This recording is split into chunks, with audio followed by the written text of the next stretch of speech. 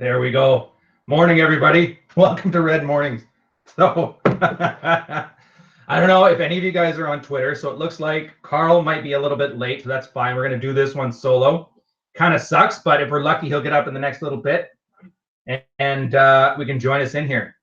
So I see, Jonty, you were saying you're from Britain, so it's like 2 in the morning for you right now. And I can see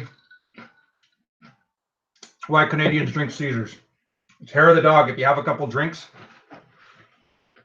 nothing better to get you up in the morning. I decided to, as a tip of the hat to the Americans, found something they used to do in Seattle. They added pepperoni sticks to it. So big adventure together. For those who don't know, I got my email list. That's ryanstone.com/newsletter. And this is where I do most of the work with you guys. I send out emails with a lot of the lessons I've learned through my life, either through the military, through pickup, or just general red pillery. And I like using that because it allows me to speak more freely without having to worry about social media bans. Because as you may not know, Royce just got blocked or banned from WordPress. I'll probably talk with a little bit of the shop talk here for a couple minutes, and then we'll get into the topics. If you haven't been following, we've got your ego creating idealized women. 1 second.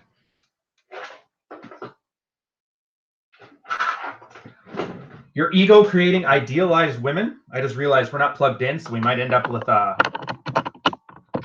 little bit of ninja effect here. Anyways, your ego creating an idealized woman, the art of persuasion or playing nice with other men, getting over your one itis, and if there's time and Carl joins us, possibly philosophy and red herrings. So it'll be a good time there.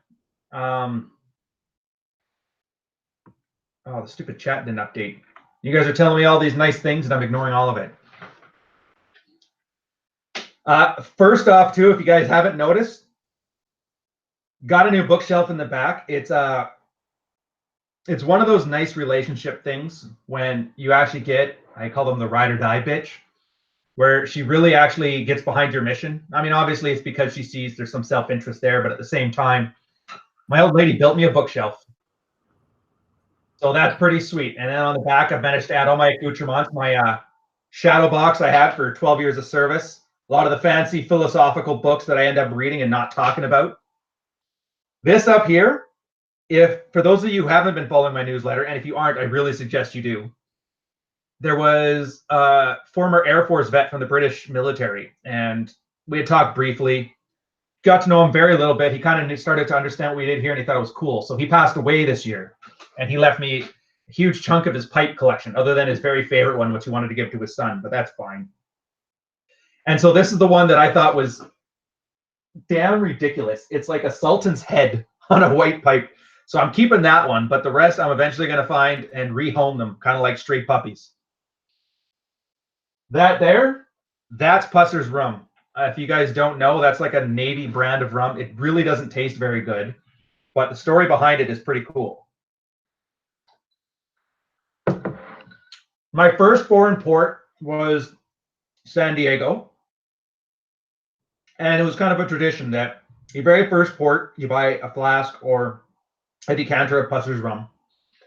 And then you keep it locked up. I had it, and that was the rum that we drank the day I retired. A bunch of my friends flew from Quebec City, from Halifax, from Victoria, and we all came up and we had a nice pisser up. So I still keep that around. It's kind of nice. And then, as always, tactical soap. You can see it there. I do like how that sparked a conversation. Like, a lot of guys are really wary about being sold snake oil, which is totally understandable. Let's face it, most advertising on TV is like a Chevy truck dropping a pile of tires into the back saying you're not a man until you buy a truck. So obviously people are kind of wary about that. Plus the obvious tip of the hat to Fight Club, where soap was metaphor for taking the bad parts of society and then making yourself success out of it.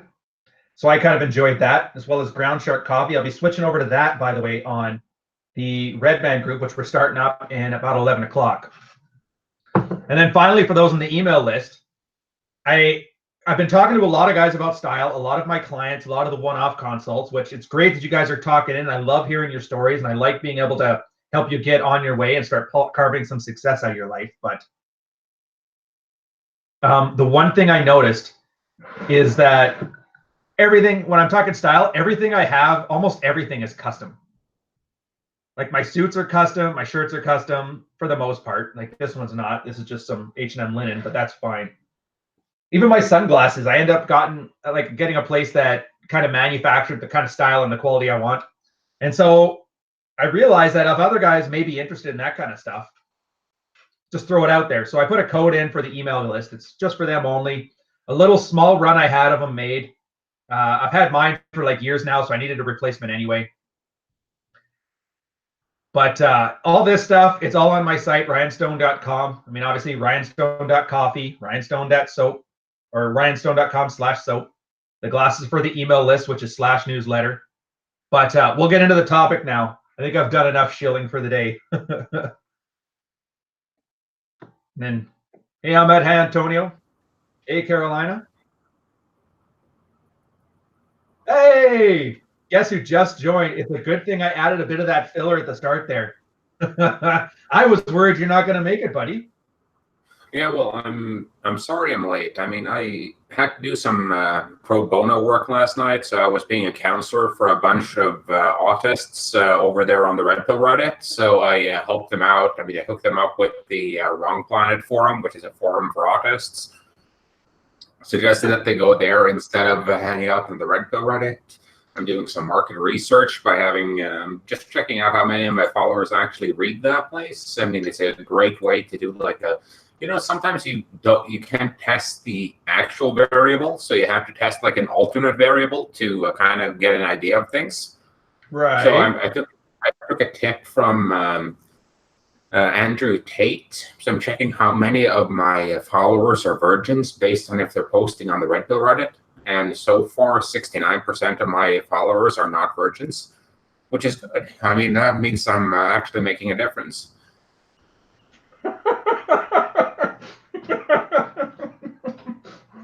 So your night went well. That's awesome. Yeah, I just woke up. I mean, it's hard work, but you know, someone has to do it. I mean, occasionally you have to do a little bit of that pro bono community work.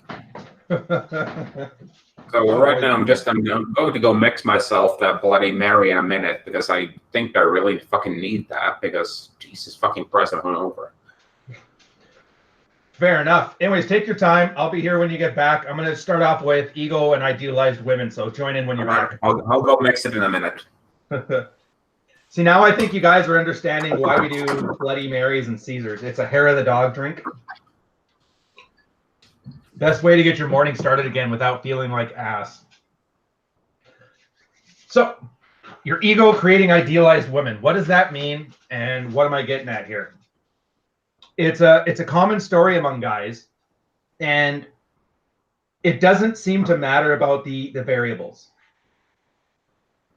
Some guys are raised by single moms. Some guys have a nice full family. Some guys have just raised by single dads. Doesn't seem to matter.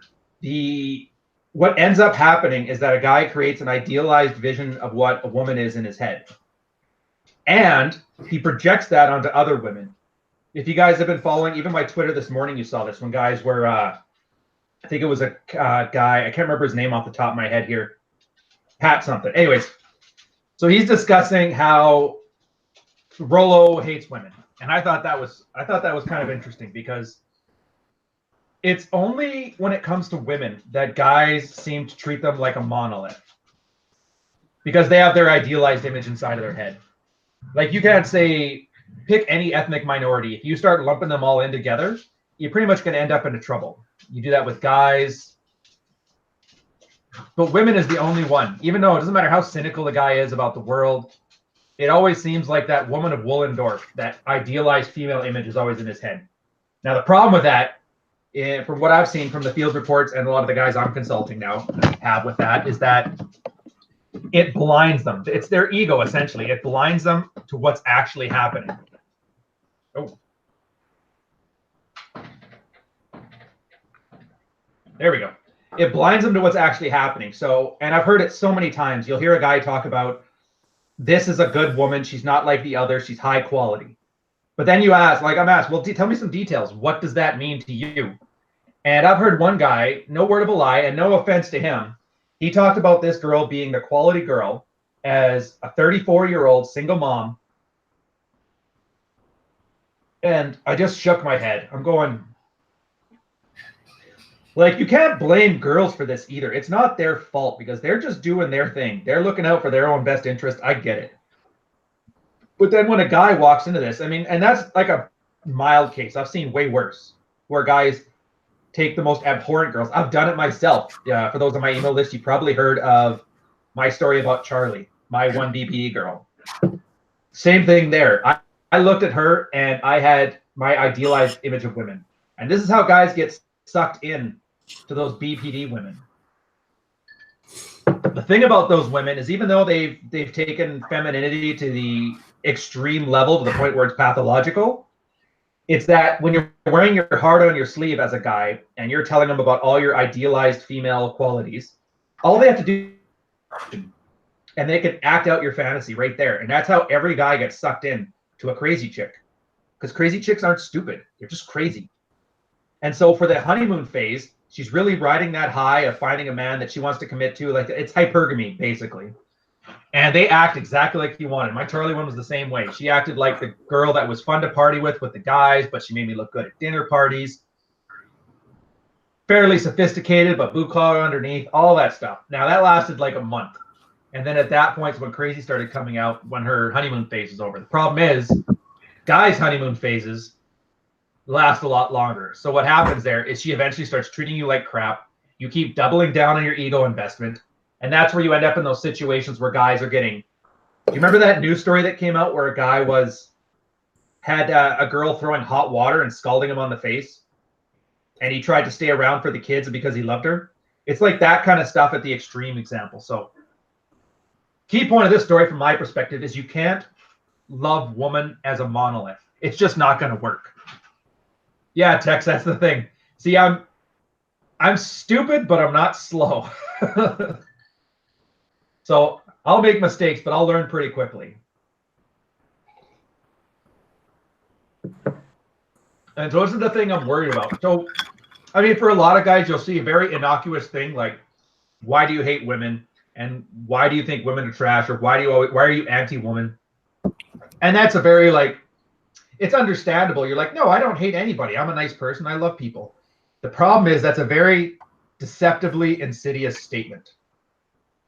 And what that's doing is that's bringing you down that rabbit hole where you build a mental model that allows you to project your aspirations onto a girl that has no business in there. And it's the worst kind of self-sabotage I can think of because it's basically a giant lie. I know we always use the buzzwords, blue pill lies, that kind of thing. Well, there's a concrete example for you. Well, to be honest with you, I mean, I'm not going to get into that because I actually do hate people, and I'm not really a nice guy.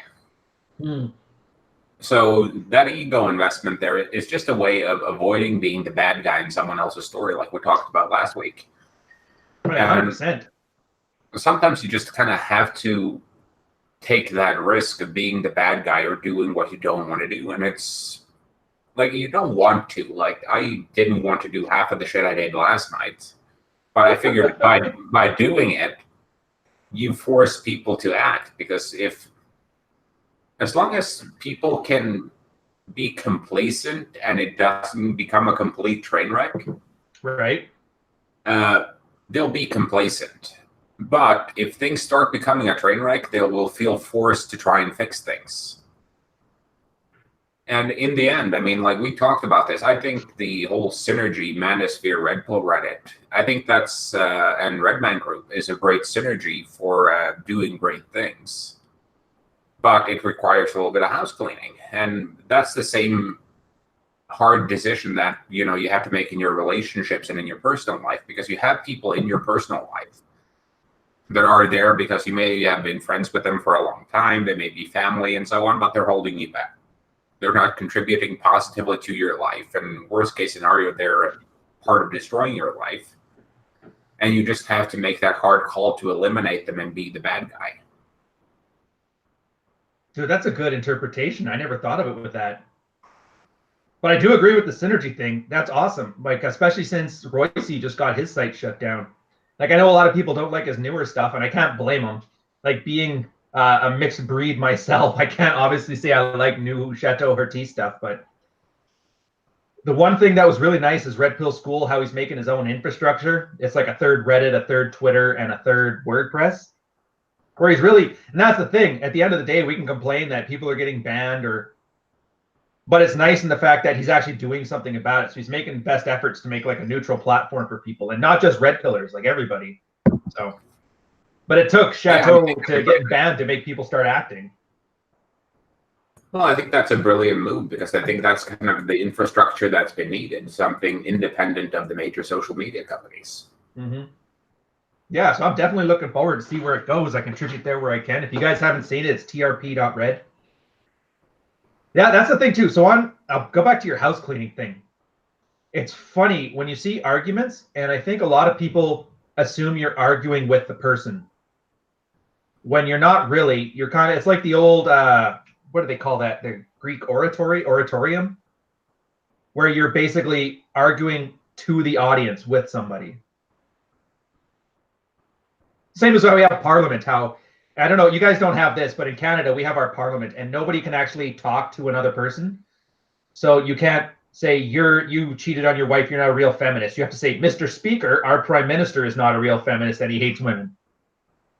And I kind of like that because it at least acknowledges that you're not arguing with somebody. People are entrenched in their beliefs and they want what they want. You can't really alter that. But what you can do is give your case to the outside world and let them make up their own mind. Yeah, I agree with you. But the whole point of it is it's somewhat pointless. I mean, it's just a bunch of ego that's coming to a head. Oh, agreed. Yeah, it was ridiculous. Very unattractive behaviors. So, and unfortunately, my particular mindset is such that, I mean, I can't help myself. I have to poke fun at people who take themselves too seriously. That's that like stand-up comic in you. Like, I've been fired for that multiple times, and I still can't stop myself from doing it. That's so when I get... So that's like the one behavior of mine I haven't been able to curtail. So unfortunately, and when I drink, it gets worse. Or better. It depends how you look at it. See, that's funny too. I was thinking about mine. Like, what's my one thing I need to work on? And I think for me, it's somewhat being jaded about things. Jaded with a smile. Yeah, I can see that coming. Oh, that Bloody Mary is really hitting the spot. Oh, it makes a huge difference. I did the American thing, by the way. I started adding pepperoni sticks to it. If you remember that real early episode where I was in Seattle and they put like half a block of cheese and pepperoni sticks in my Caesar or Bloody Mary, and I always thought that was kind of funny. It was like a meal. Yeah, I kind of discovered that last week. I can handle one Bloody Mary, but when you start on number 2, it's a bit overkill. Like 2 pints of Bloody Mary is kind of too much. I'd say so. It's just hair of the dog stuff. But so anyway, go, keep going. Sorry. I was going to talk about the ego thing because I think it's one of the important things guys have to learn is just to put an ego aside and just be part of things. Like, it's not your fault if the relationship breaks down with a woman, for instance. Mm-hmm. That's usually kind of two people are involved in that relationship, and the relationship is, for the most part, the woman's work. It's her job to maintain the relationship. Oh, yeah, 100%. And if that stuff breaks down, then you just kind of have to take your ego out of it, and it's not something on you personally unless you did some stuff like cheating or kind of stayed out of it. I mean, you have to be present in your relationships, but you don't have to invest all your ego in every relationship and maintaining it. But that's how you become a codependent, because codependents are just people who they measure their success in life by how well they maintain their relationships. That's a good way of putting it. But I totally agree. Sometimes I know we had this as like a meme for the longest time where a guy would come in, talk about his relationship problems, and it was essentially a train wreck. Like she's already filing divorce papers level, and he's like, how can I fix this? And then the answer we would always give is, look, like take the loss, thank her for her time, and then promise yourself you're never going to make that mistake again with another girl. We like equated it to a dog getting rabies. Like you have to put them down. It doesn't matter if it's not the dog's fault or if you loved them so much, or if it was somebody else's fault that it happened. Like it's there. You just deal with what's in front of you. Yeah, you're right. It's just take the hit and move on. It's unfortunate that it happens, and it's usually a blow to the ego when you can't make a relationship work.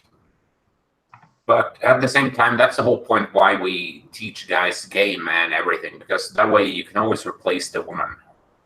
Oh yeah. So you don't have to invest your ego in one girl.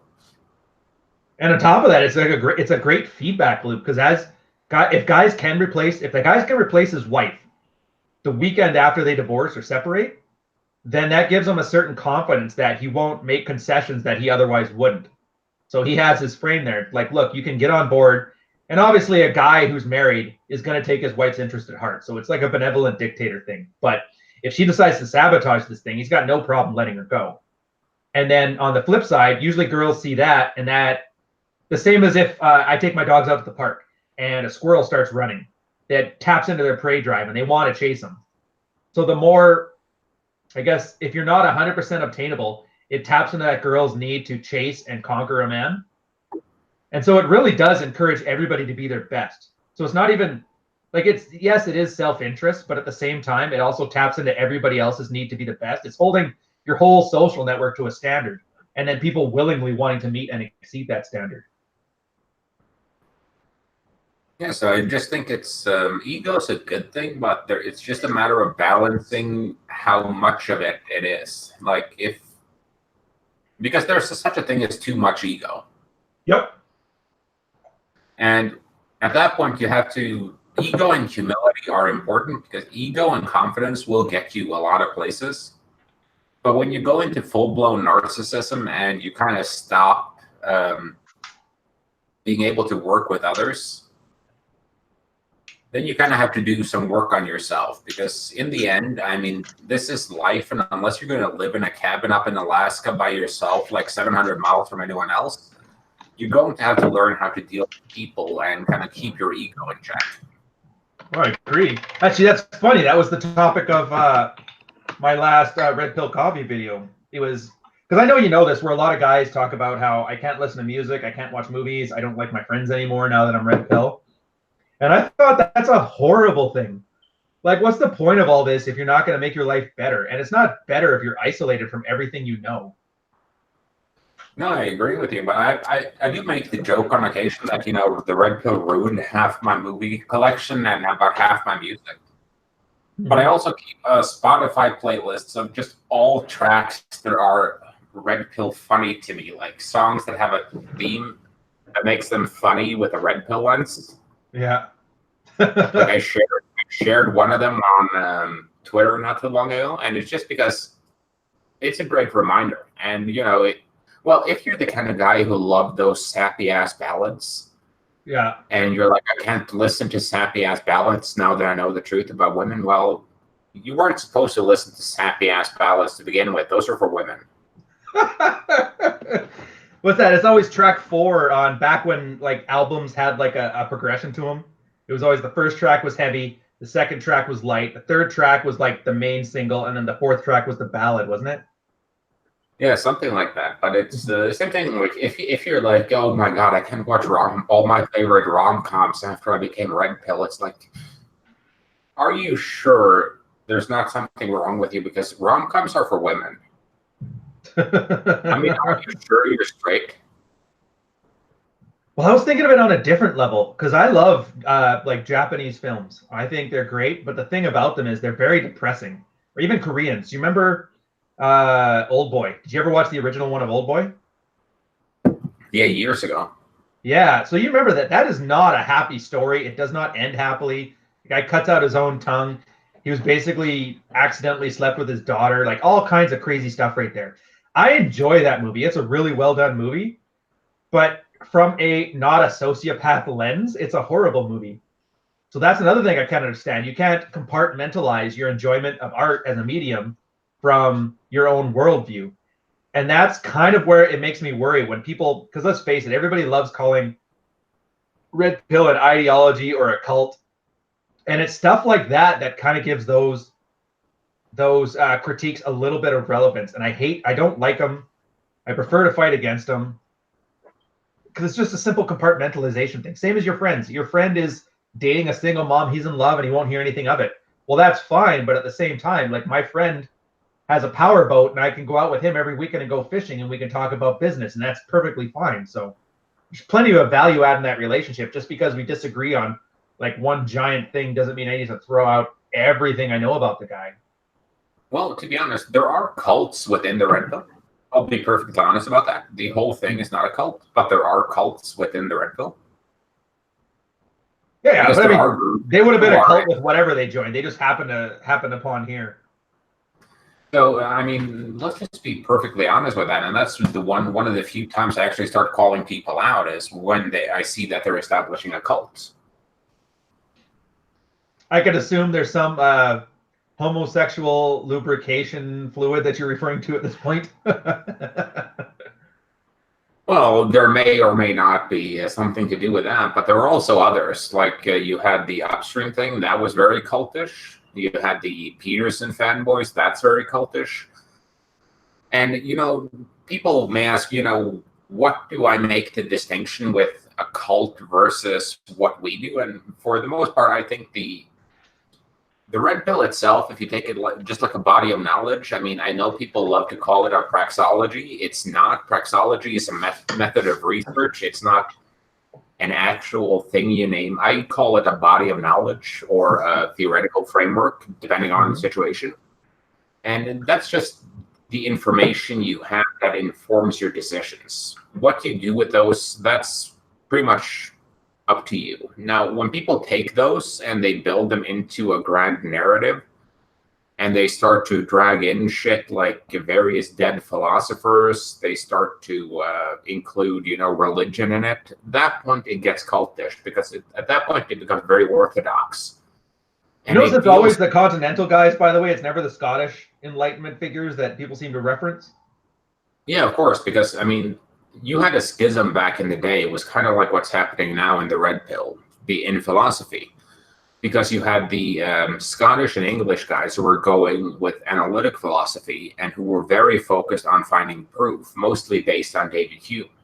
Mm-hmm. And then you had the continental guys who went off the fucking deep end and went into this Descartesian, I think, therefore I am. The only thing I can know is as truth is my own perspective, therefore I need to include subjectivity. So like the British guys were chasing after becoming more and more objective and more real and more focused on truth as an objective thing. And the continental guys were basically, there is no such thing as objective truth. So that's why I find it so ironic that the anti-SJW squad are doubling down on the very same philosophers who inform the worldview of SJWs. Yeah, it's I can say definitely I don't like it. I always stick to, and it's Rule Zero Dad. I got to give him credit for this one. It was the greatest thing ever. It was somebody doing a big rant about that, the philosophical underpinnings, and it is basically a big, long Deuce Vult rant. And then he kind of looked at the end of this, and he just left one little comment at the bottom saying, but how does this help me get laid? And I thought that is probably the most wonderful statement I have ever heard to counter all of this cult ideology crap. Doesn't matter what side you're on. Like, he's focused on the prize. At the end of the day, we have to solve a problem. What's the problem is that guys don't have a positive influence and they don't have the ability to achieve like the main biological goal that we're all hardwired for, to, have sex with women. And well, I think that's kind of my issue with a lot of it because if you go and look at the whole where the SJW thing comes from, it's basically three major philosophers. You have Foucault, you have Derrida, and you have Marx. Those are the three philosophers that kind of inform SJW thinking. If you go back 50 years before that, you start getting into the existentialists. So you have Nietzsche, you have Kierkegaard, you have what's his name, Hegel, you have Wittgenstein, and you have all those guys that inform Slavoj Zizek, who's kind of like the modern Hegel in that I don't even think he knows what the fuck he's talking about. And you have those guys, and it's like these guys are like, okay, you know, what they did, what the SJWs did with, the modern guys like Foucault and Derrida, that's wrong. But I mean, everything the other idiots came up with before, that's perfectly valid. And it's like, you do realize you're establishing an SJW cult. It's just you have a different worldview and a different set of values. Therefore, you have a different outcome. And I love reading philosophy, and I've read most of those philosophers. But in the end, I mean, my reasoning was it's much better if you go back and you go with the Scottish and the English, because then at least you're dealing with reality. Because whether or not we are physical beings interacting in a physical world, or the whole physical world is just a case of subjective perception and a mass solution, is really unimportant from the perspective of, do I want to get laid? Yeah, I agree. 2 points on this one. I don't mean to cut you off. I'll do the first one, then I'll let you finish there. I always equate it to going to the bathroom, taking a dump. Like, everybody needs to do it. It's good for your long-term health, but you really should do it in private. I don't enjoy the idea of having a word salad somebody else's philosophical underpinnings in a conversation, because I'm not even talking to you at that point. I'm talking to Jung. I'm talking to Nietzsche. And like, I don't want to talk to those guys. I can read the same book. I don't need you to regurgitate it for me. That's like reading Bible verses when you're trying to make an argument. It's like, I read the book. Why don't you talk to me? No, but I'm a fan of reading them, and I'm a fan of, like, I like knowing more things about everything, so I just read everything, and I encourage everyone else to do so. But it's one of those cases where guys they get stuck on the inconsequential shit, like philosophy, values, morality, instead of focusing on the stuff that's actually hard. Because, I mean, it's not difficult to regurgitate a schizophrenic word salad on the Hegelian dialectic. That's not difficult. That just requires understanding, thesis and antithesis and synthesis. But going out there and day game approaching a girl, or going out there and putting yourself up for rejection, a lot of guys think that's hard. And it's harder than reading philosophy. And unfortunately, it's kind of a bane of the highly intelligent, because I've seen it happen to so many guys who are very smart, that they get stuck in the philosophical underpinnings and trying to define their own worldview. And they're trying to they're putting the cart before the horse. I read some books too. How you like that learning? Oh, they're because I mean, they're trying to deconstruct. Like, speaking of the homosexual lubrication fluid, what's being done there is just a deconstruction of a worldview and the reconstruction of a worldview based on, let's say, Karl Marx and others. And it's very unfortunate, because you don't actually have to break down philosophy and the worldview and then reconstruct it, because you're not going to be able to change the game unless you get widespread adoption of your philosophy. You need to have like your own moral set. I mean, of course, I have my own set of morality. It's fairly pragmatic, and I deviate from it when I find it expedient. But everyone has, like, everyone has their set of morality. Everyone has their particular worldview. Everyone has their philosophy of their life. But that's something that should kind of develop naturally over time as a response to, you interacting with the world. It's not something you should sit down and then construct something based on, what Carl Jung came up with while he was doing heroin, and what Kant came up with when he was being a virgin, and Koningsdam, I think it was, back in the 1800s. It's like, you're taking guys who never got laid ever, and you're letting them kind of define your worldview, and you're using a lot of $5 words to sound smart, and most of the time you just sound like a fucking idiot. And like, stop with that shit. Oh, and the best part, and this is something I find ironic, is that speaks to Nietzsche himself, that master and slave morality. So at the same time, he's saying exactly for himself, like, look, if you want to have, and I obviously put master above slave morality, it's clear that the connotation is there. When your morality should be the kind of morality that allows you to grow your best in whatever ways matter to you, as opposed to slave, where it's you basically have to create virtue out of whatever situation others have put you in. So I can imagine a guy in a dead bedroom saying, I don't treat my wife disrespectfully as like a virtue, but it's not really a virtue. It's just him coping with the fact that his wife refuses to touch him, as opposed to you go on the far extreme side, the guy who's married and has a bunch of plates, but his wife, for some reason, has that weird mental thing where she's like, I love the fact that I have to constantly fight to keep his affections away from these other girls and on me. Like, neither one is healthy, but at least the second one, everybody seems to get what they want of the interaction, as opposed to the second one, which everybody is coping with what they don't want. Because even the girl in a dead bedroom, she doesn't want to not have sex. She just doesn't have the tingles to it.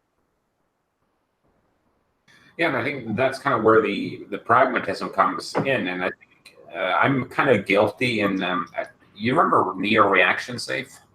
If you guys don't know, I think he was probably the most high-profile guy from the Red Pill subreddit who got banned. And I remember him specifically, yeah, because he was a 2000.com boom, one of those guys, and he made enough that he didn't have to work anymore. And he pulled a Jesse Ventura. He kind of went off the grid.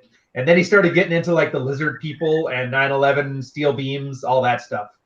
But he eventually just completely ignored sexual strategy. And by the end, it was pretty sad. No, but I was going to write an essay at one point based on something he said in a post, because he was kind of one of those guys. He kind of teetered between brilliance and madness a lot of the time, in my estimation.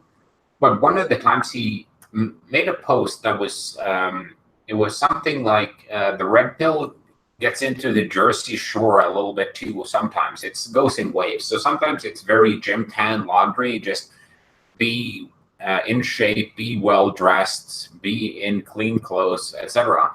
And then other times it goes off the philosophical deep end. So it's kind of it comes and goes. It's like an ebb and flow thing.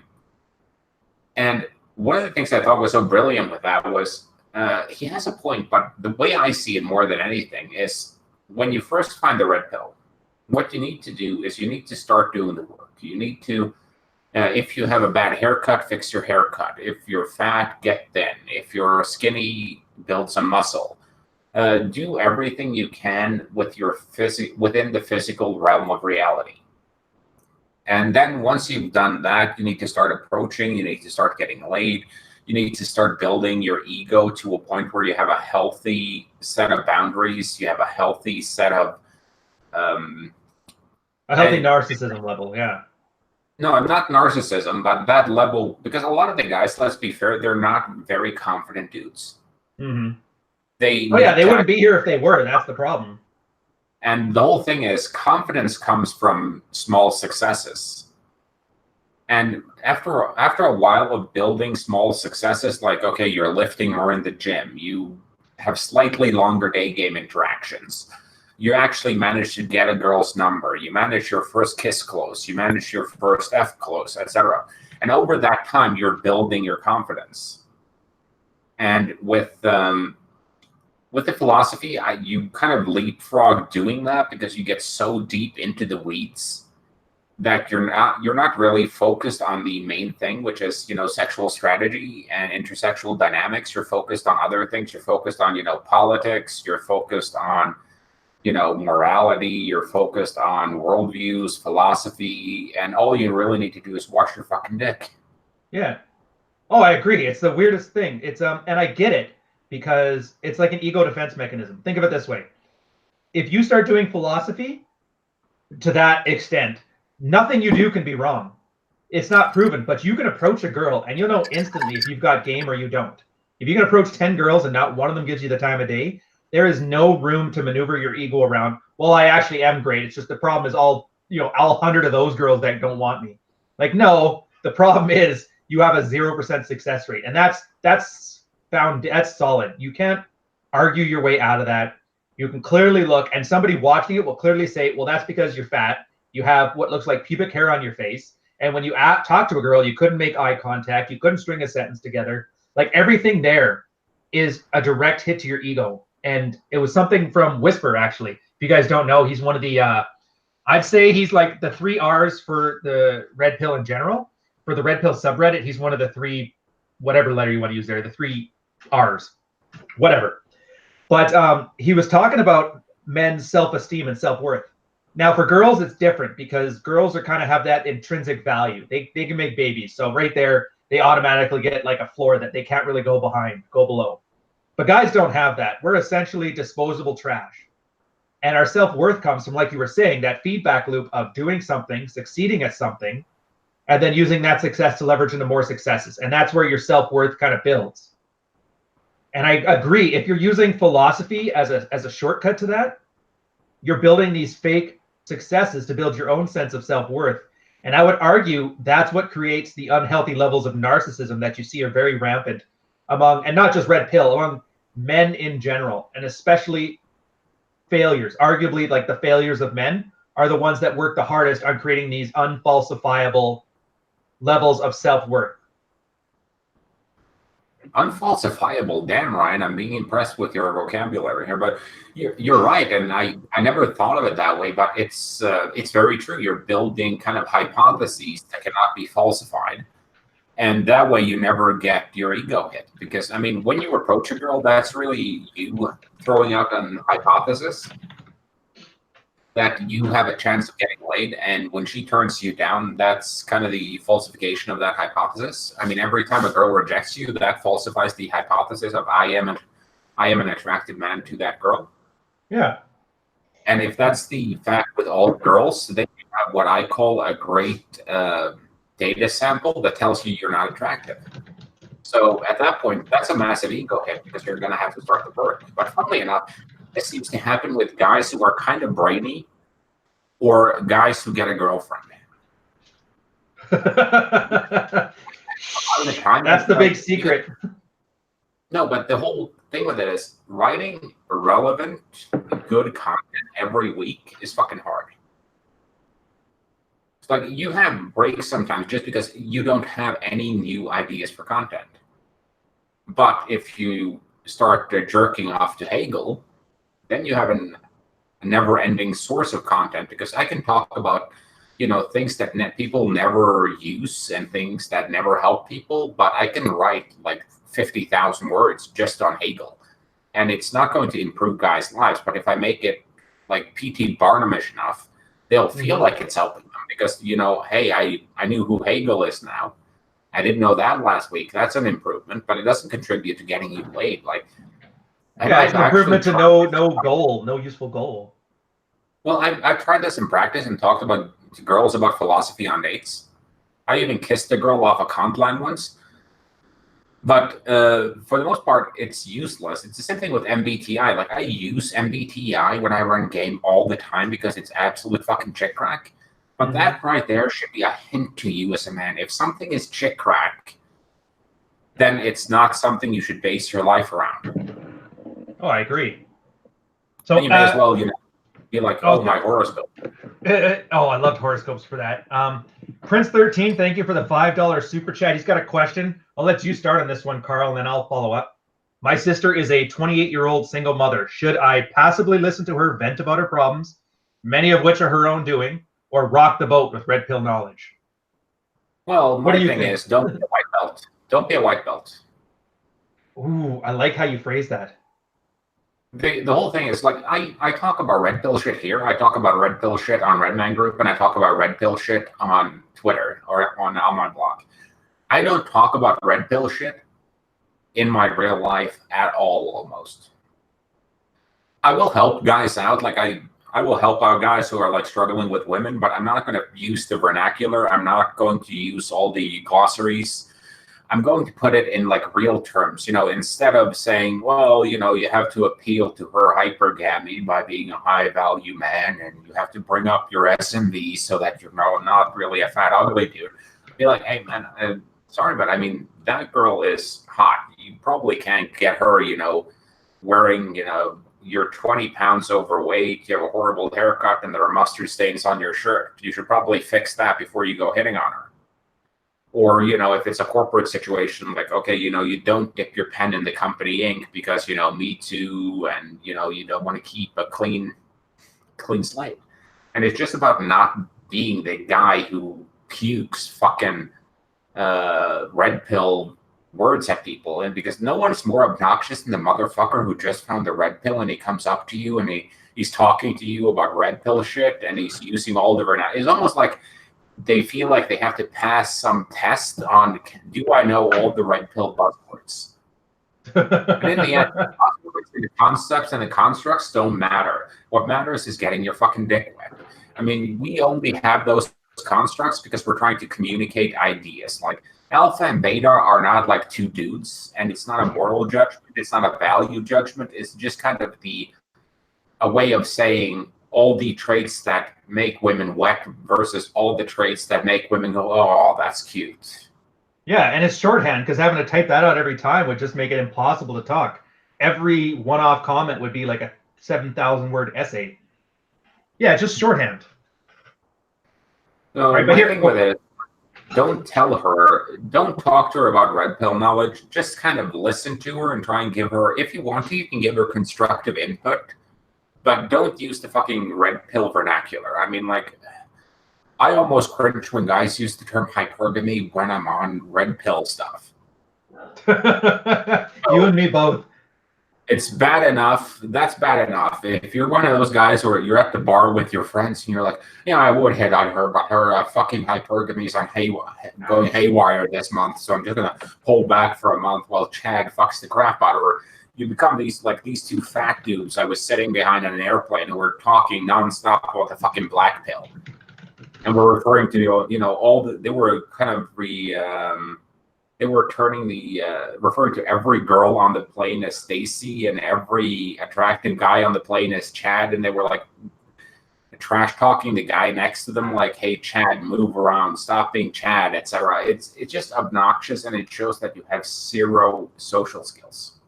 Well, that was another thing too. I was thinking. I'll answer you 1 second here. I'll just finish this thought there, Prince.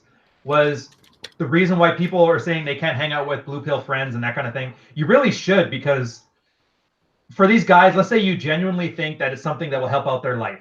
Well, why wouldn't you learn how to speak to them in a way that they would understand? So you really, like I said, just from a practical standpoint, they're not going to know what the jargon means.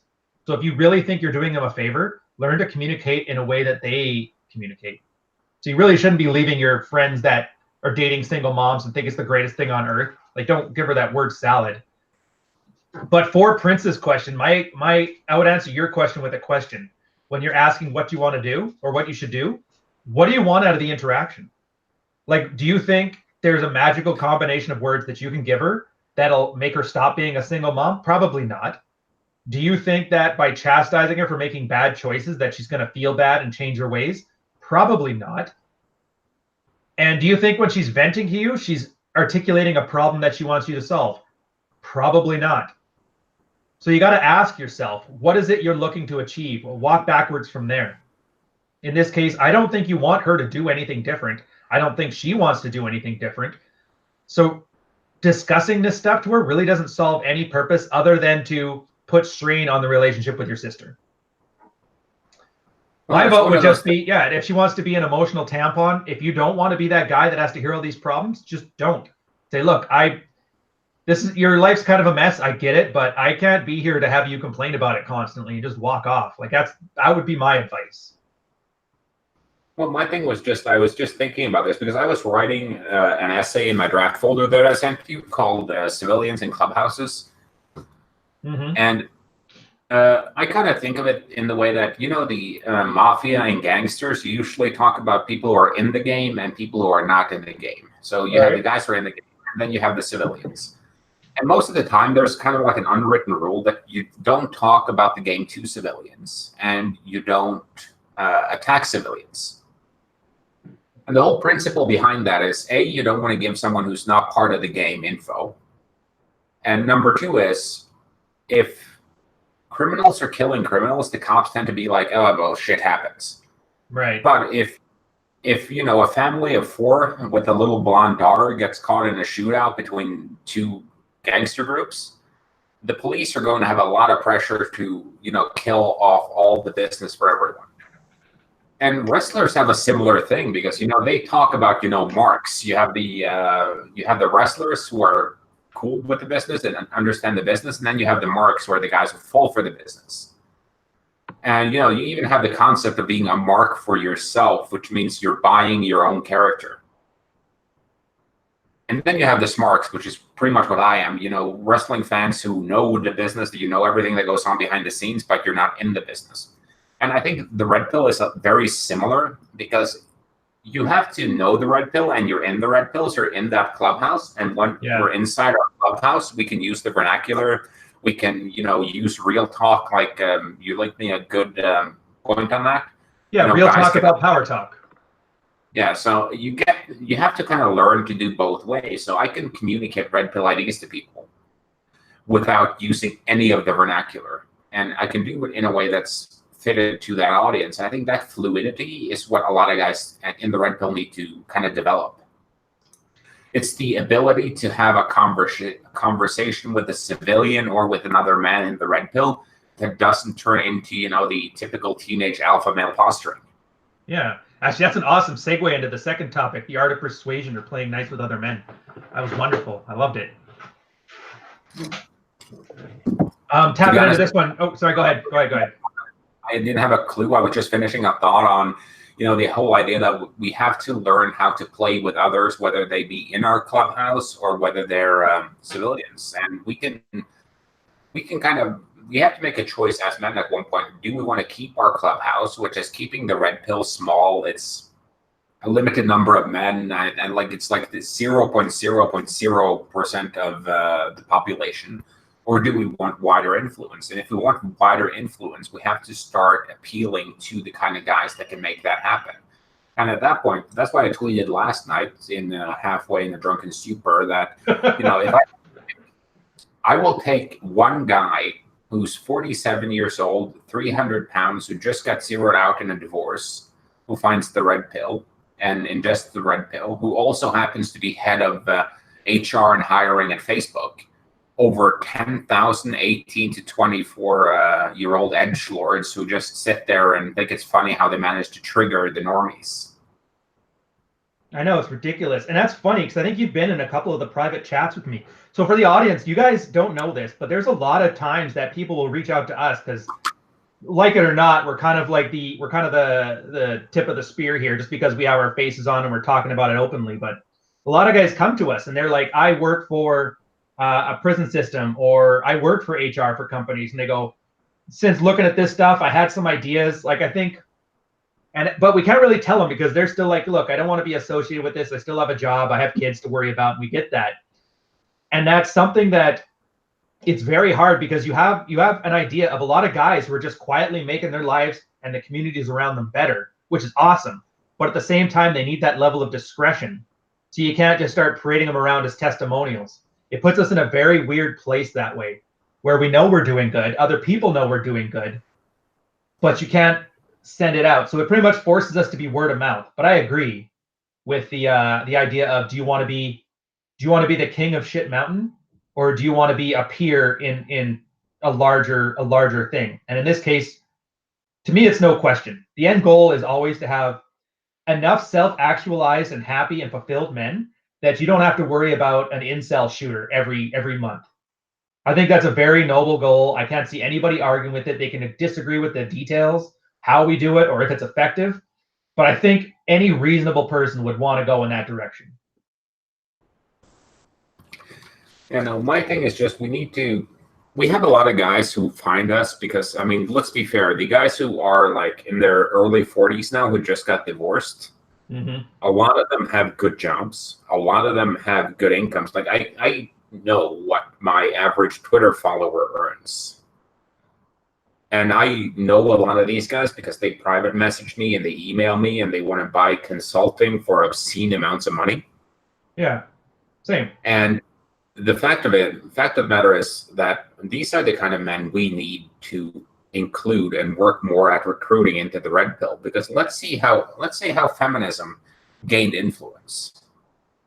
it wasn't through force. It wasn't through edgelording. You had, yeah, of course, you have those loud red-haired feminists who are like 300 fucking pounds and have tattoos on their stuff, on their bulging bellies. Like Big Red's from Toronto, by the way. Did you know that? Yeah, I know. I mean, I'm not going in on that topic. Anyway, so what I'm getting at is you have those people, and they're like the loud ones that everyone laughs at. No one, agrees with them. Everyone, if you ask a normal person what they think of them, they're like, "What the fuck's wrong with those people? Like, they need to be medicated." And we have those within the red pill as well. But they're not the ones who are going to make a difference. The ones who are going to make a difference are the guys who infiltrate, the guys who easily pass within normal society, who are red pill aware and very red pill savvy, but they combine that with positions of power in actual society. Because feminism, they infiltrated academia, they infiltrated the public sector, they're infiltrating the corporate sector. Well, I would say the ideas did, not so much they did.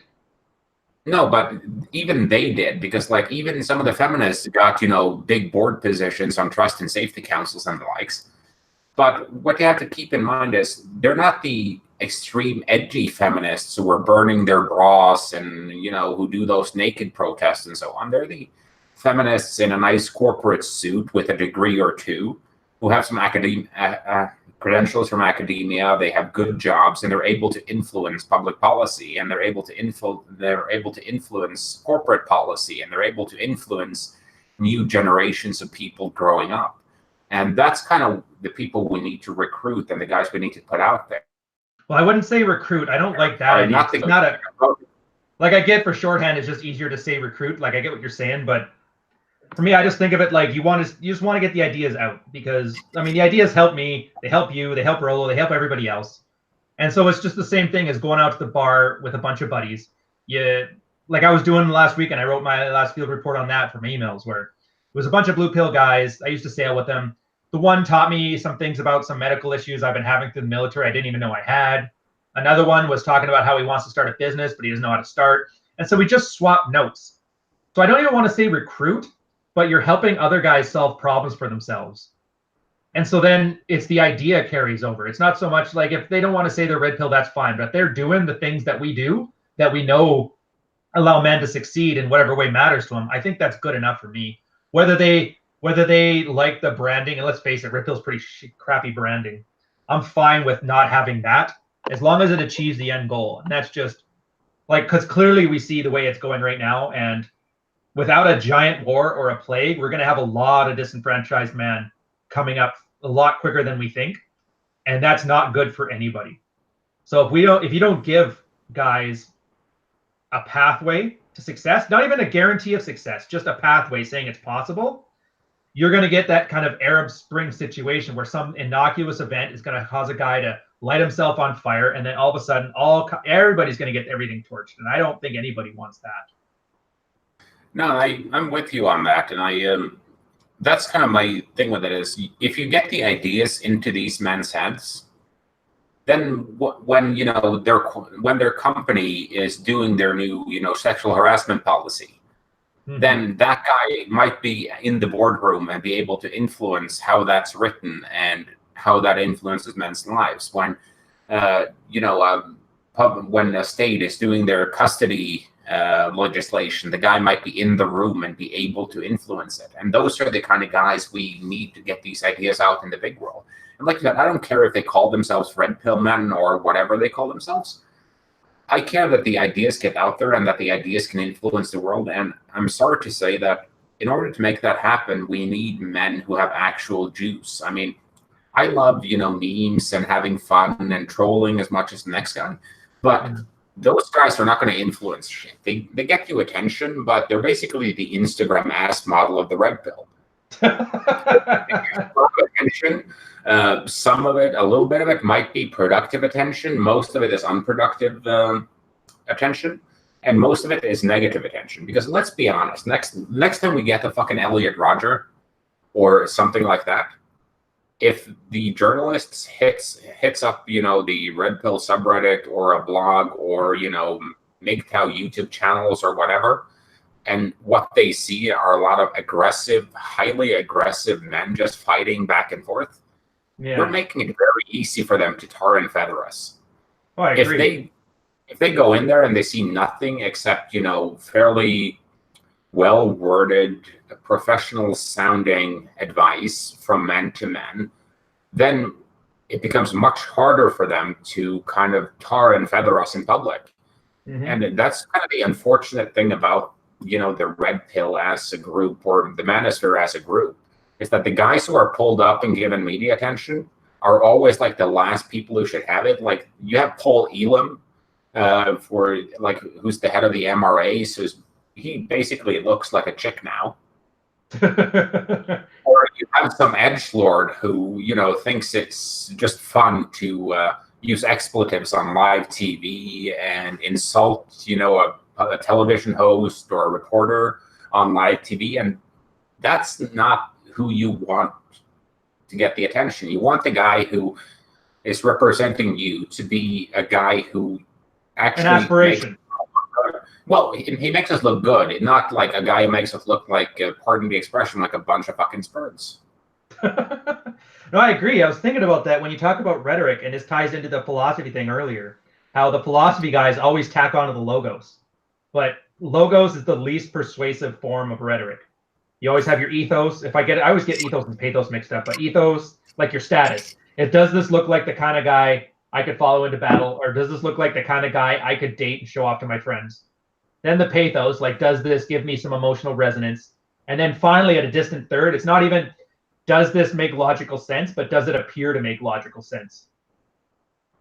And so I find it's very strange, and it ties into this whole thing where people are focused way too much on the philosophical logo side of it, but completely ignoring any type of emotional resonance with people, and especially ignoring the fact that you have to look like, if you follow my ideas, you can end up with a life like mine. But if nobody wants your life, then who cares?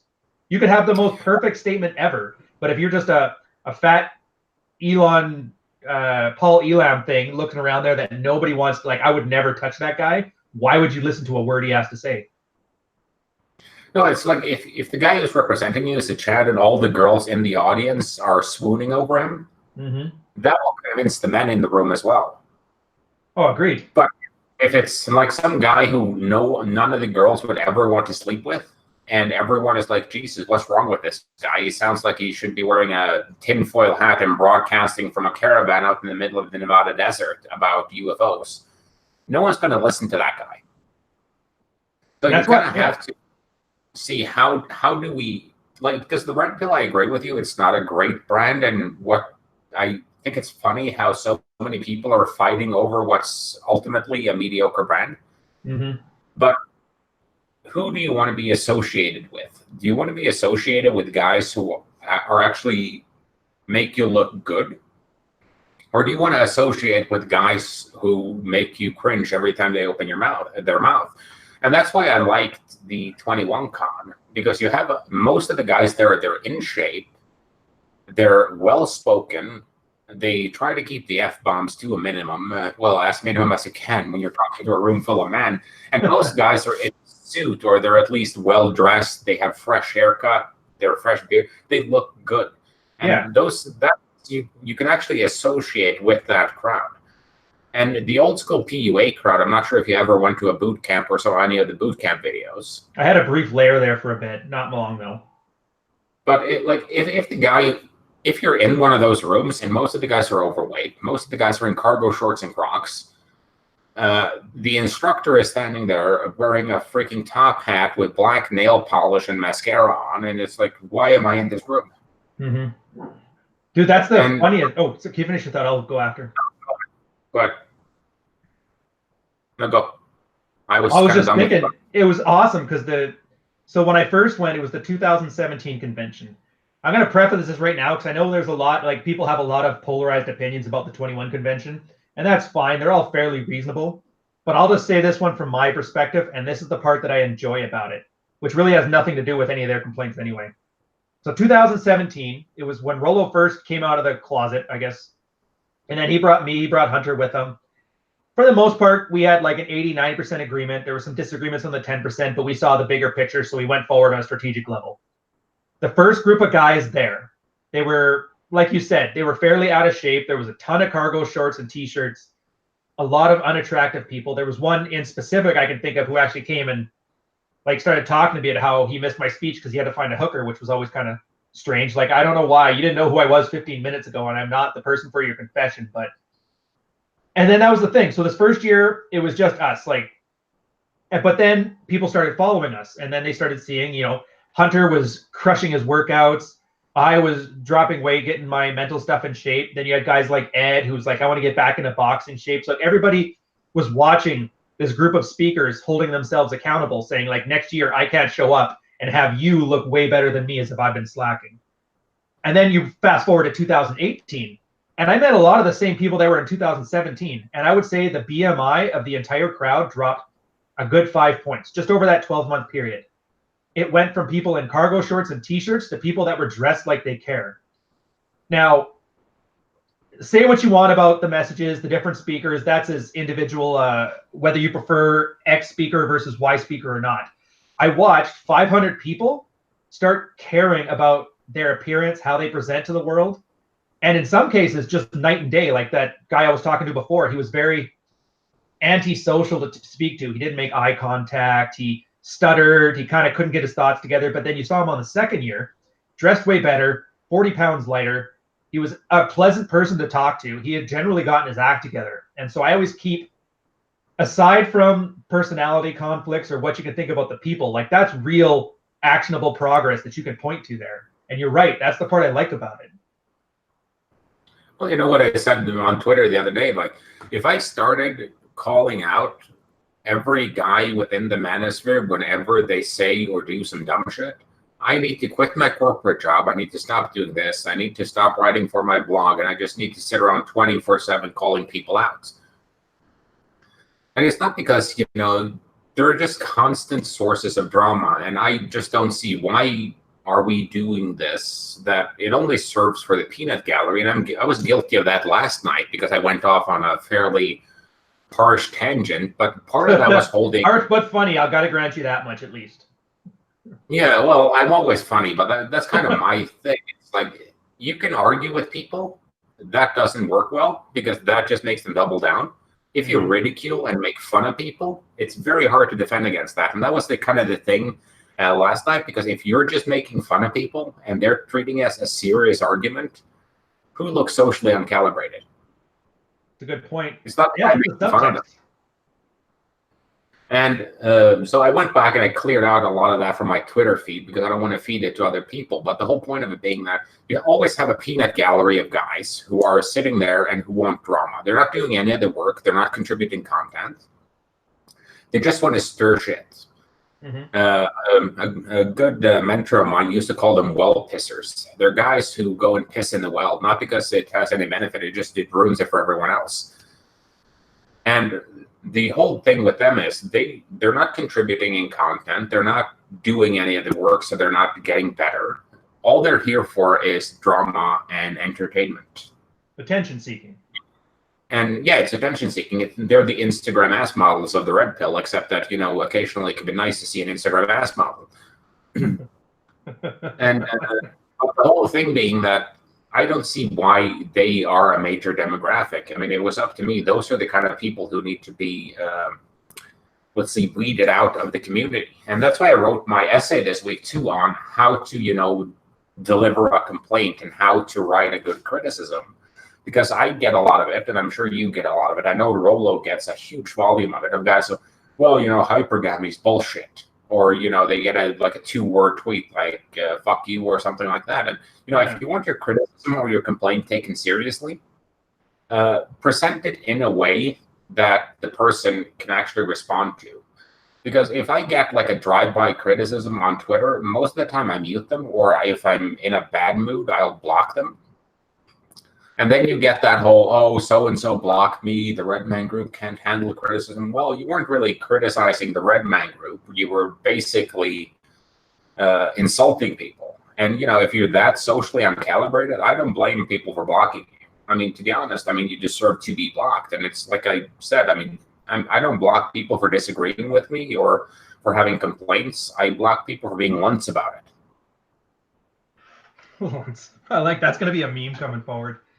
Yeah, well, I was thinking about that too. So I always talk about healthy levels of narcissism, and in the case of people with NPD, it's obviously an excessive level of such.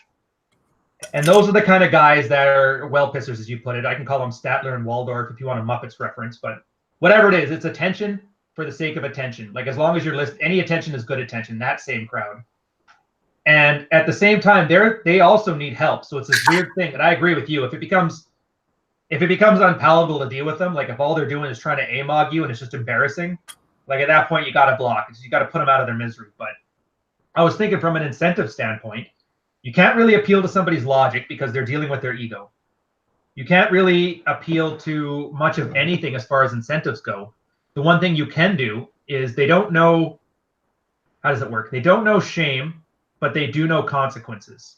And in this case, if it's somebody who's wanting to get attention and that's their main currency, then ostracization is like a strong indicator that something needs to change. Like, look, let's take the example of some of that hate you were getting yesterday on your thing. A lot of these guys just wanted attention and they didn't know how to earn it. So really the only carrot you have to encourage them to try and be better is to say, look, you're out of the club, you're out of my mentions, like don't even involve, I'm not going to engage you anymore. Come back when you got your act together and then we'll talk. And it really does put the onus on them. Which, I mean, because the whole thing is triage, essentially. You have, let's just say out of 100 men that need some understandings in how to become self-actualized, become sexually active, have a good marriage, whatever positive male metric you want. You're going to have 10, 20% of those guys that cannot be reached. They don't want to be reached. They would rather wallow in the same misery than they would succeed out of an uncertain future. And so you really have to just write them off because there's nothing you can do about that. And it's also the more time you spend on them, the less time you spend on the 80% of guys who have potential and maybe need some work or some guidance or the occasional beef that you just kind of sort it out and then they kind of learn from it. Well, that was not kind sure of what my the point thing. was. Yeah, well, because I agree with you because I wrote that in the end of my essay that I go on Twitter for a range of reasons. Like I go there because it's a great way for people who read my blog to interact with me because I'm bad at responding to blog comments. Yeah. I'm much better at responding. Like my DMs are open, so guys can always DM me. I'm usually on Twitter every day. I don't log into the blog every day. So, and I'm on there because I like interacting with the other Red Pill guys. So that's one of my things. I enjoy being able to get ideas, and I like interacting with the guys who read me. So that's why I'm there. I'm not there to have a long-form discussion with some random guy about why the Nietzschean Superman is a patriarchal concept based in capitalism. That's not what Reddit. That's not what Twitter was made for. So every time I engage with like some of the lunts from last night, I'm taking time away from engaging with guys who are actually the type of guys I want to interact with and the guys who are interacting with me in good faith, because I really don't enjoy that whole beefing aspect of things. Like if I want beef, I'll have some in my real life. That's a lot more fun because, I mean, you can't see when someone cries on Twitter. I mean, seeing someone cry is just like when you make someone cry and you want to make them cry, that's like the best feeling in the world. And that's why I love the whole thing when Tate started showing up to people who offended him at their house. And it was just this whole brilliant, it was a whole news article about, you know, kickboxing champion Andrew Tate shows up at the online troll's house.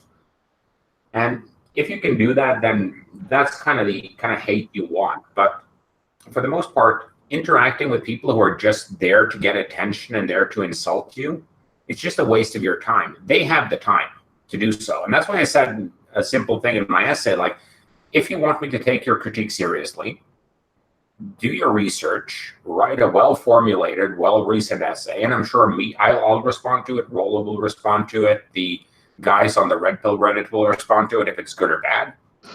the edgelords on the Red Pill Reddit will probably be in there trolling as well. And we can all, do something productive with it to help the theory. But just doing a drive-by critique in a short tweet that took you absolutely no time whatsoever, I don't think that's worthy of my time. That takes time away from the guys who I actually want to interact with.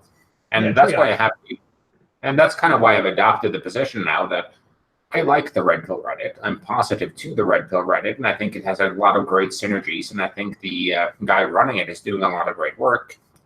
But I'm not going to post anything more there until he cleans up his house. And that's similar. And, for me, that's an easy enough thing because I showed my traffic stats last night. I get a minuscule amount of my traffic from there. I still post there because I like the idea of it, and I've gotten a lot of value from it over the years. But sometimes the medium is the message. You just have to go, okay, I'm not going to have an interaction here until something changes. Because narcissists do not understand words, but they understand consequences. Dude, that was funny. That reminds me of one of the last video essays I did on emotional investment. And I think that ties into, this is useful for people wanting to screw around on the internet, sure. But from a sexual marketplace standpoint, that makes sense too. The same as you said, if a girl is not giving you any signs, she's telling you to wait for 3 months before you can have sex because she's not like that, even though she's 28 and has a tramp stamp.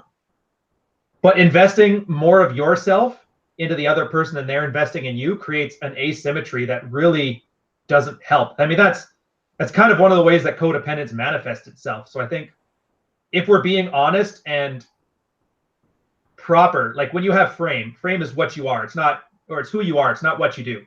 It's not something you can run out of.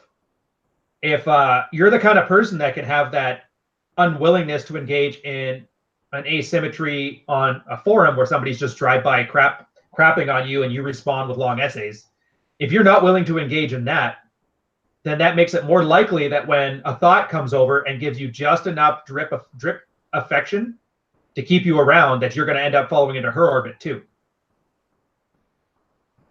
Did I make sense on that one? Yeah, somewhat. I mean, you're Canadian, so I'll give you a little bit of a leeway on it. But no, that's pretty much it. Like the way I see it, the Red Pill are the content creators. Mm-hmm. Like no forum. Like the reason why the Redman Group does as well as it does, and the reason why this does as well as it does, is because we're creating valuable content and we're high profile, reasonably professional content creators who are bringing a lot of value. And that's kind of what gives the attention. You get attention because you create good content. Yeah. And then you link up with other guys who see, and that's one of the things with Illimitable Man. He's great at identifying guys on Twitter who produce great content. And being the guys who produce great content, that actually helps the community. A community of guys who do not make good content, who are not making progress, and who are just sitting around trash talking each other, that's not a community that benefits men. That's basically the incel subreddit. Oh yeah, 100%. They're wallowing in self-pity. So that's kind of been my thing with it. And I've had a very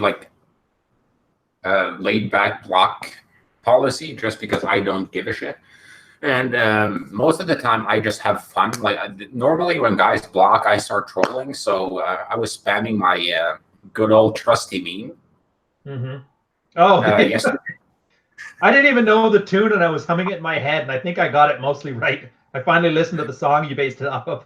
Yeah, it's a great song, but I mean that whole thing, it's just a great case study. And I was thinking about this when I was falling asleep last night. It's a great case study in, a breakup.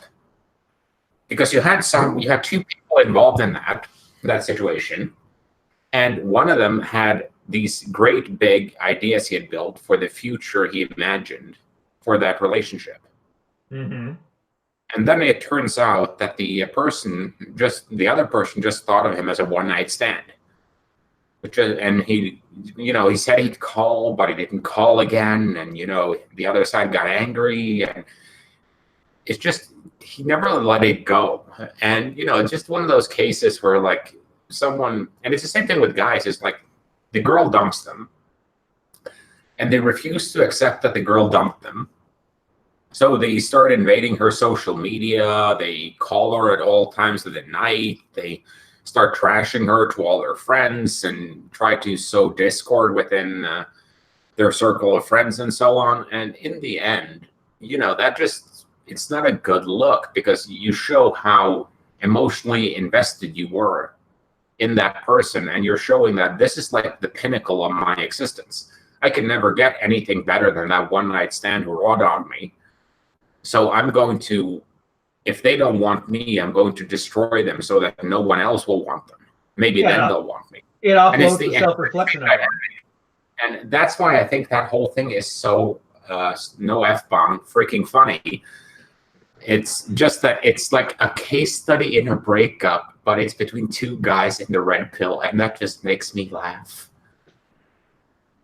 That's an interesting way of looking at it. I love that, because it was basically a garbage fire from start to finish. I wouldn't suggest anybody go back and look at it, but being able to polish a couple diamonds in that turd pile, it at least gives it some utility for other people. Because at the end of the day, we are social creatures, so it's the same social interactions you'd have otherwise, but it's just exaggerated because it's the internet. Yeah, well, that's why I posted what I posted on the Red Pill Reddit about it, where I posted, hey, all of us have been through a rough breakup or two, but, you need to just get over it because he doesn't like you anymore.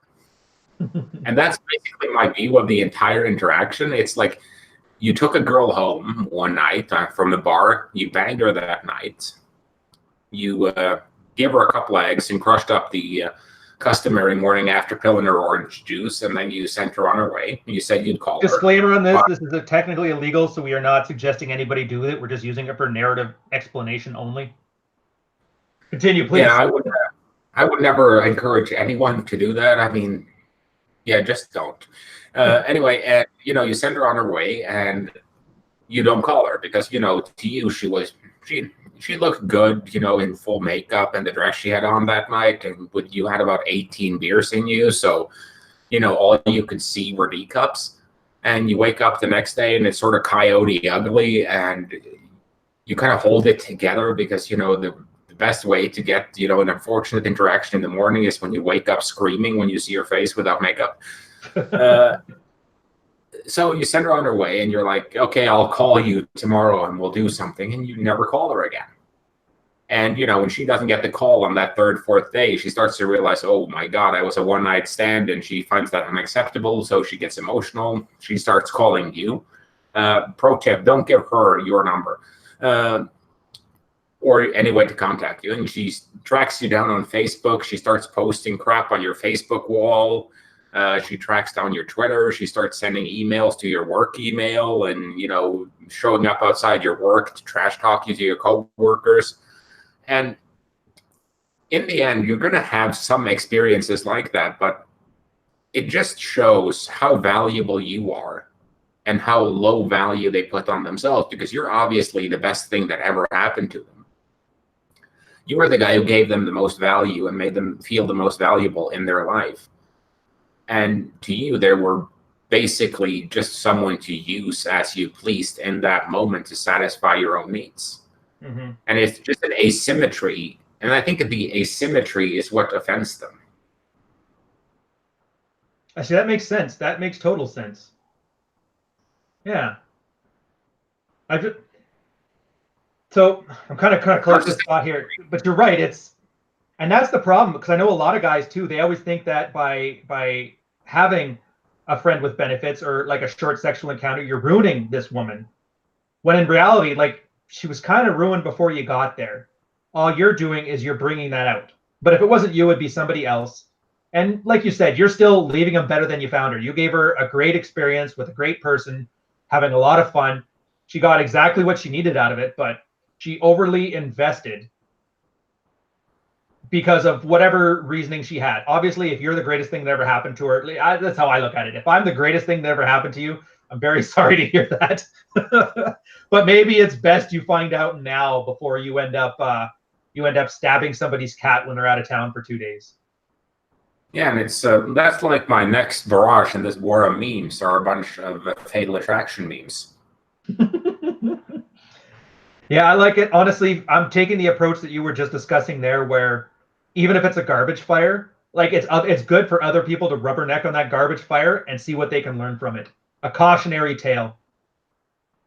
I won't engage it too much, but I mean, that's only because I don't have nearly as many and as clever memes as you got. I'm not nearly as eloquent with it. Plus, I also noticed that once a lot of the other sharks that love trying to piggyback their brand off of Red Pill, which again, I still don't know why they do it. They have that smell of blood and they sense a wedge, and so they think now is my chance. Like, I know we poke fun of them all the time, but Pat Stedman gave another wonderful garbage take, thinking now is my time to strike because they're weak and disjointed.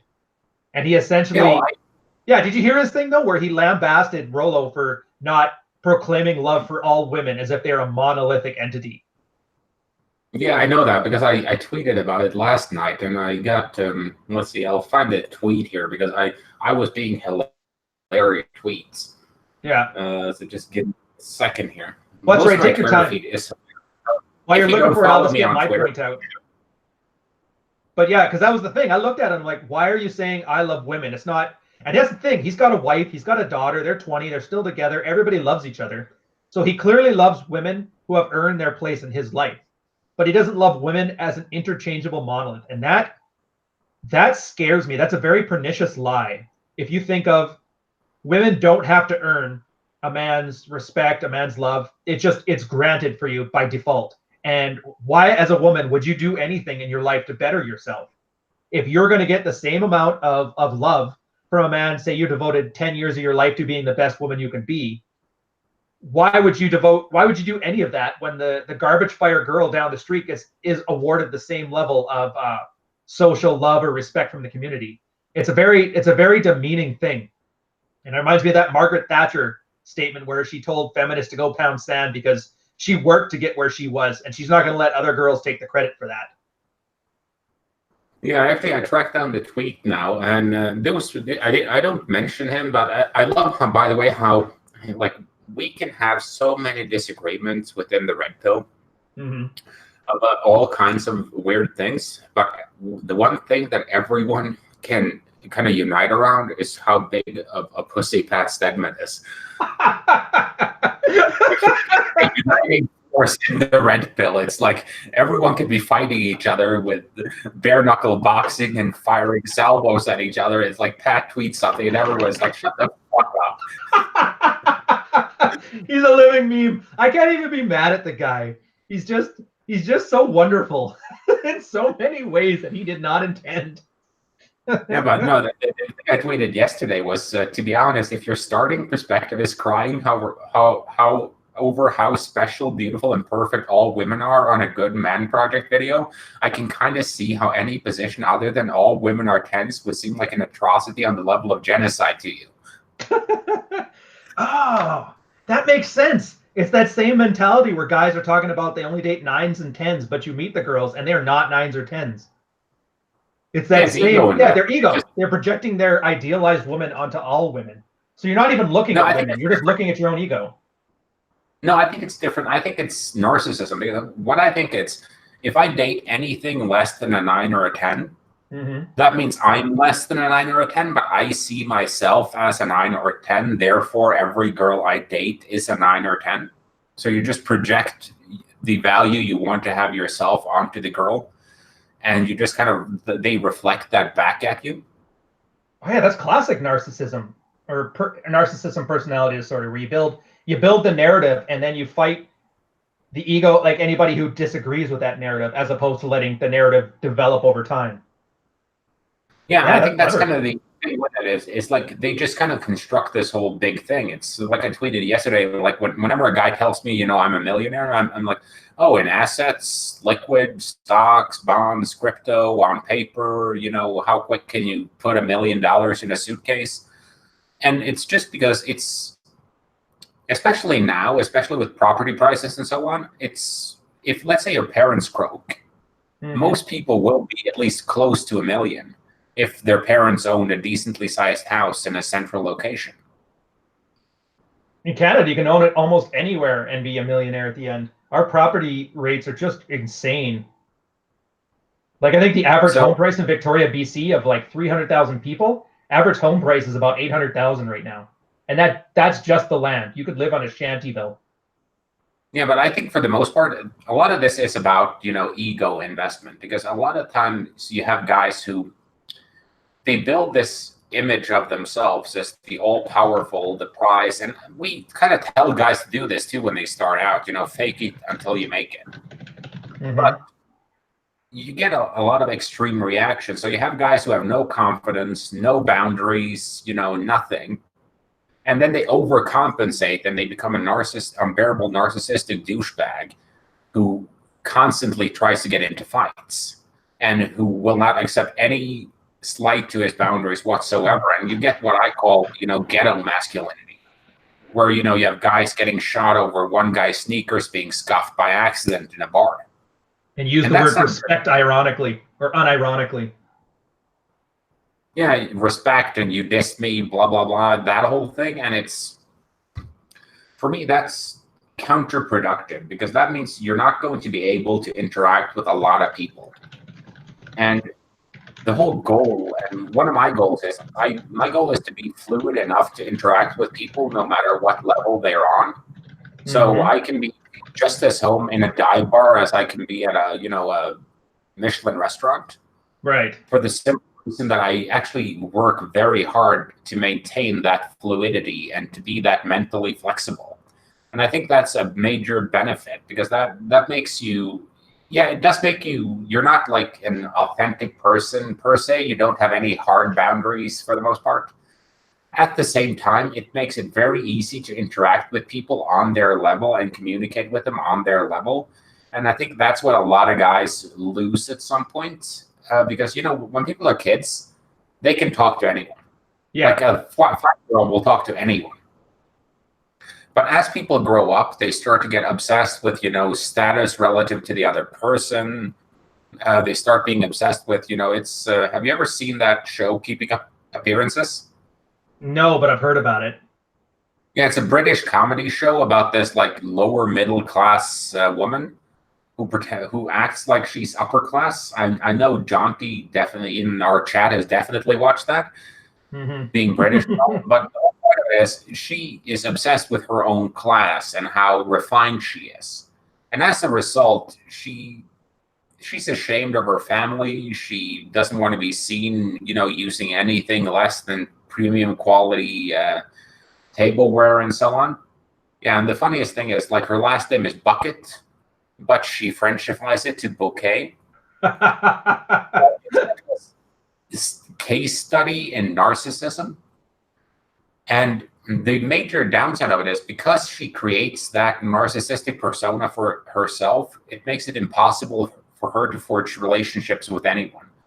Because narcissists do not have relationships with people, they have people who are their property.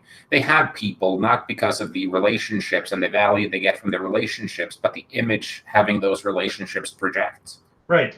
And that's kind of the saddest freaking thing in the world because you have no real connections. And it's one of those, like, I get it all the time from the Tradcons in my Twitter feed, like using women like objects. You hate women, you just use them. And the thing is, I like every single girl that I've ever slept with. It was not okay. There are a couple that were purely physical and girls of convenience, but for the most part, I actually enjoyed spending time with these women. I would have enjoyed spending more time with them, but that's not how it played out. And I don't like forcing a given outcome for that reason. I think it's just better to let the universe sort it out. Because if you're meant to be with someone, then that will work out that way. Like your girl was like, she just wouldn't let you dump her. Mm-hmm. Pretty And much. I think that's kind of the way it works. Like you start seeing a girl and she just never gives you a reason to kick her to the curb. Yeah, and you could say that's treating her like an object. I remember I used to brag about I would go to the bar, or she would go to the bar, but she'd come over back when she was a plate and just have a quickie before she went. And I used to smack her on the ass so hard that I'm like, there, if somebody picks you up tonight, they can see my mark. And that's treating something like an object with ownership. But at the same time, it's like it's reciprocal. There's no issue with that. Everybody's getting what they want out of the interaction, and that's at least that's assuming that other people are individuals that can make their own choices and they respond to value. If I treated her as a princess, she would be mad because that's not what she wants. That's what I think she wants. And then I'm enforcing that want on her. If anything, that's more of an objectification because I'm treating her as an extension of my own ego. Yeah, well, I think it's naturally to treat people you like as an object. Like I've sent girls home with whip marks all over them. But it was a mutually enjoyable interaction. Yeah. So the way I see it is all these girls, they have their own minds, they have their own ego, they have their own, they are, and what's the term again? They are actors in their own life. Yeah. So they can make a choice if they want to sleep with me or not, or what we do together. They're complicit in those choices. And that's what I don't like about the tradcons, because they treat women as if women have no agency. It's like on one hand, they're arguing about game and the red pill doesn't work. On the other hand, it's like, stop using game to sleep with women. And it's like, well, game helps you sleep with women and makes you more fluid with pickup. But the girl was going to sleep with someone anyway, for the most part. Like, if she can sleep with me or she can sleep with someone else. So she makes that choice to sleep with someone. So you can't put it on the guy who sleeps with her. And it's like a unilateral thing. Like, if only all men would stop sleeping with women before marriage, we could have a nice trad society. But the reality of it is, this was happening back in the Cro-Magnon days too. It's like, it's not new. There's a reason why there's a reason why even in the glorified 1950s, the running joke was, oh, your son doesn't look like you. It looks like the mailman. Yeah. Well, I don't even think I need the justification of if I didn't do it, somebody else would. I think there's a much better way to articulate it. It's from a technological standpoint, the idea of a girl staying a virgin until marriage, it's just not going to happen. It was easy to happen in like an agricultural society because once you turned 17, you were able to till the fields. And if people hit their sexual maturity at 13, 14, 15, that's a very small gap between sexual maturity and economic maturity. And so there, it's very easy, and it makes sense because if you want a guy to till the field all the time, he's not going to break his back unless he's doing it for the idea of having a family, having a wife. And then her only value, since she can't till the fields, is like, your kids will be yours. That makes sense.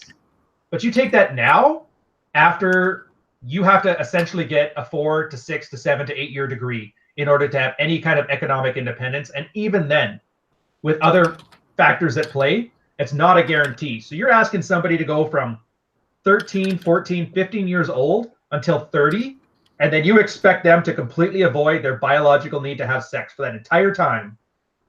Like, you're not making realistic demands. And so casual sex is going to happen, and it's not of any failing of anybody's gumption or their morals. It's really a technological and biological problem that we've created too big of a gap between the tradcon life and the sexual incentive that enables a tradcon life. Well, it's very simple. Like, back in the day, like, I told the story of my grandmother, and she told me what life was like for women back in the day in the village she grew up in back in the early 1900s. Like, most girls were married at 16, maybe 18. And at that point, it's not hard to stay a virgin until you're 16 if you're in a village of like 700 people where everyone knows everyone. Right. It's hard if you grow up in a modern metropolitan city and you have to finish an educational thing. So you're not really on your own until you're 28. Because, not fucking someone from the age of, like, let's say 14 to the age of 28 is a lot harder than, staying a virgin from 14 to 18. But we need to kind of roll this up now because we have to go on Redman Group, and I hope most of you will come with us. Smash that like button. You haven't really. There are 92 people watching, and 31 people have hit the like button. So the like button is not a single mom with 8 baby daddies on welfare who wants your wallet. You are allowed to hit it. I mean, I know it's only 3 o'clock, but hopefully most of you are a drink in. So, I mean, just treat it like the girl you see at the bar with the big tits and just hit that like button until it gives in. And to sum up our talk today, Ryan, I think the best thing to say is you need to have an ego, but you need to keep it in check. And patting your ego with philosophy or, internet beef or pointless drama, it doesn't help you at all, because all it does is build an overblown self-confidence that's not real. And the reality is the world has a great way of destroying that. It's like, if you look at it like a big company on the stock market, take Theranos, for instance, it was valued at $1 billion. Turns out it was all a bunch of hot air. Because Benjamin Graham said it best, in the short term, the stock market is a popularity contest. In the long term, it's a scale. So if you build this big image of creating value and being valuable, and you don't create value and you're not valuable, sooner or later, reality will kick you in the teeth. Usually when it's too late to do anything about it. And reality is brutal with the curb stomps. All right. Anyways, on that note, I'll leave it to you guys. Like we said, keep your eye on the prize. We'll see you in Redman Group in about 10, 15 minutes. I guess 12 minutes. Thanks, everybody.